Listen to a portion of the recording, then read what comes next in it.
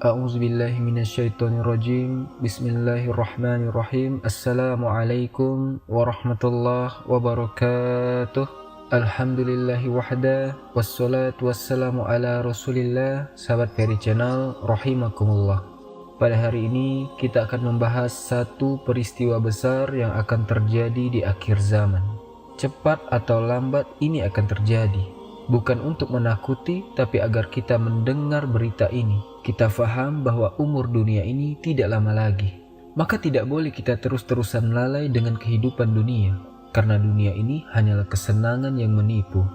Ikhwata, salah satu hadis menyebutkan tentang salah seorang tabi'in yang berada di Kufah. Dan Kufah sebelumnya adalah tanahnya Ibnu Mas'ud radhiyallahu an.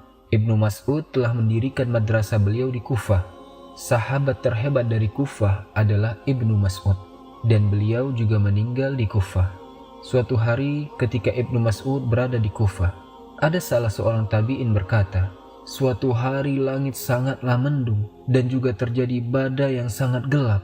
Badai gurun datang pada waktu siang hari hingga menghalangi matahari, dan keadaan saat itu sangat menakutkan, seakan-akan hari akan kiamat.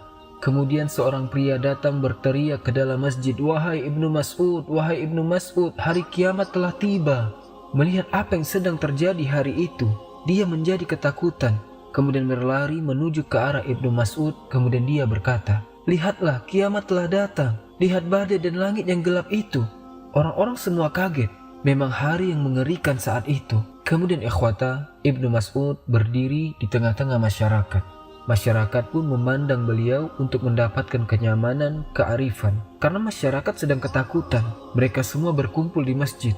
Ibnu Mas'ud berdiri dan beliau pun berkata, hari kiamat tidak akan datang sampai, dan kemudian beliau memberikan rangkaian prediksi. Ikhwata, hadis ini terdapat dalam Sahih Muslim. Dan ini sebuah hadis yang panjang. Ibnu Mas'ud berkata, kiamat tidak akan datang hingga kalian melihat tanda demi tanda ini. Dan semua pertanda ini, jika belum muncul, maka kiamat tidak akan terjadi. Ingat hadis ini. Pertama, Ibnu Mas'ud beliau berkata, manusia tidak mengetahui bagaimana cara membagi warisan. Ini berarti ikhwata, pembantaian dan kematian akan menjadi begitu mendalam, hingga seseorang tidak mempunyai satupun anggota keluarga yang tersisa. Dan manusia tidak akan bahagia terhadap pembagian ghanimah, rampasan perang.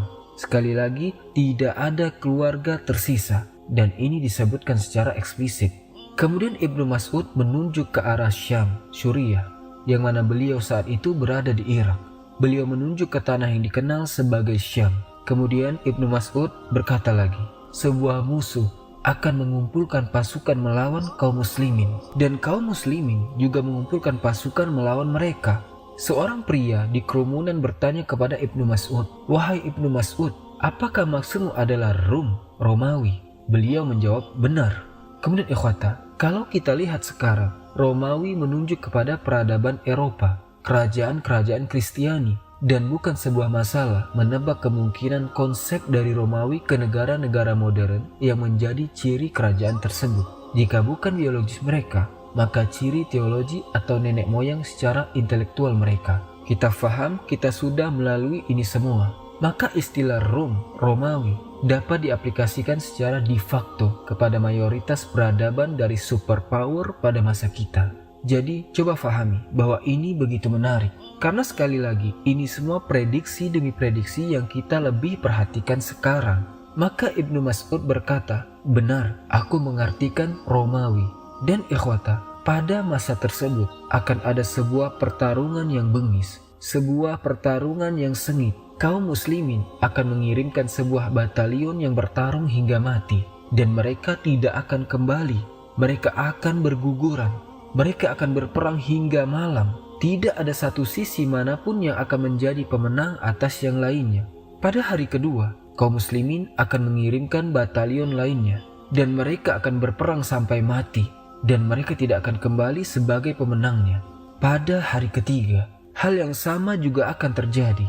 Maka untuk 3 hari, kaum muslimin masuk, dan akan menjadi pembantaian demi pembantaian. Tidak ada satupun yang tersisa dari sekelompok pertama yang pergi. Pada hari keempat, Allah Azza wa Jal akan memberikan kemenangan pada kaum muslimin, dan saat itu musuh akan dapat dikalahkan. Maka akan ada 4 hari pertempuran di suatu tempat di negeri Syam. Sekarang pertanyaannya adalah, apakah ini Armageddon, perang besar sebelum kiamat, ataukah ini adalah pendahulu saja dari Armageddon? Kalau kita lihat, ini bukanlah Armageddon, melainkan ini adalah pendahuluan saja.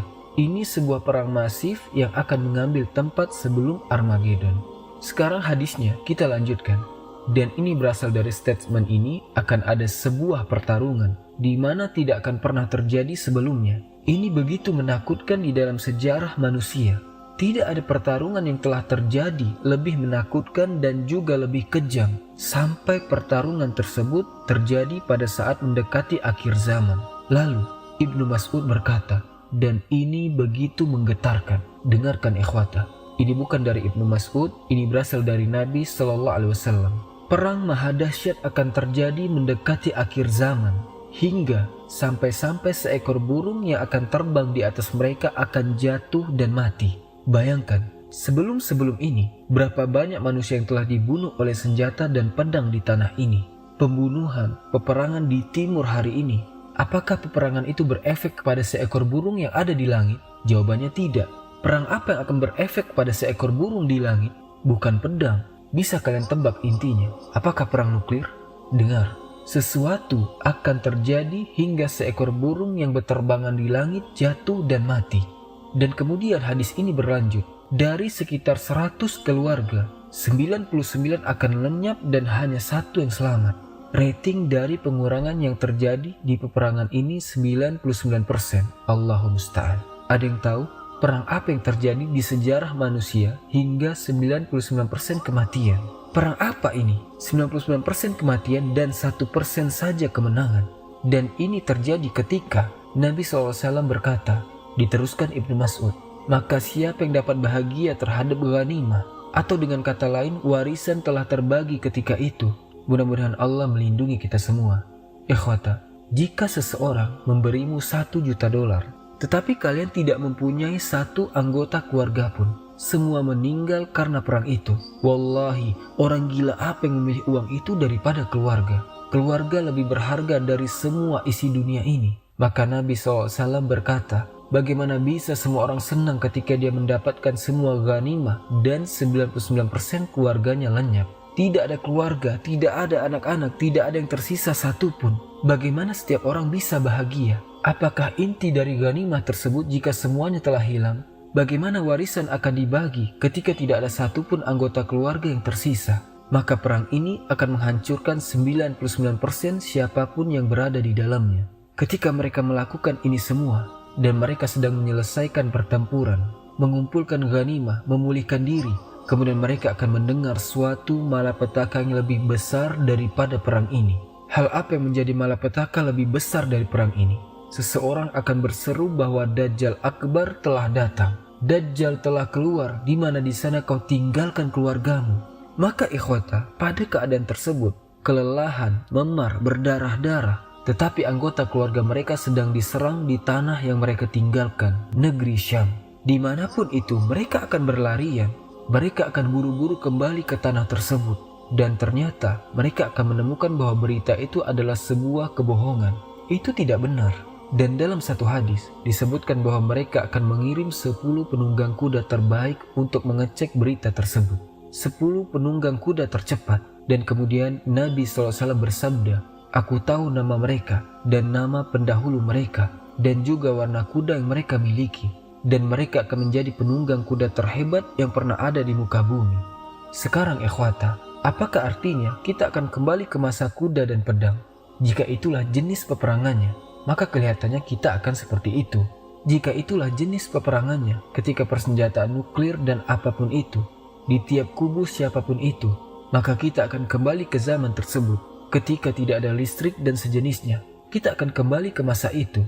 Atau mungkin saja ketika Nabi SAW berkata tentang kuda, maksudnya adalah kendaraan. Itu mungkin saja benar karena tidak ada sebuah kejelasan.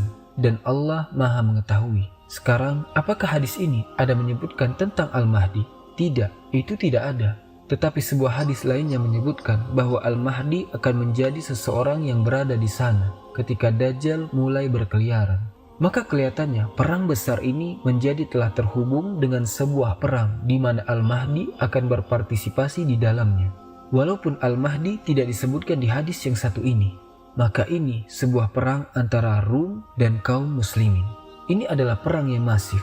Sekarang telah banyak dikatakan bahwa hadis ini maksudnya adalah Armageddon. Dan mungkin saja karena inilah poinnya. Apakah Armageddon hanyalah satu pertempuran atau rangkaian pertempuran?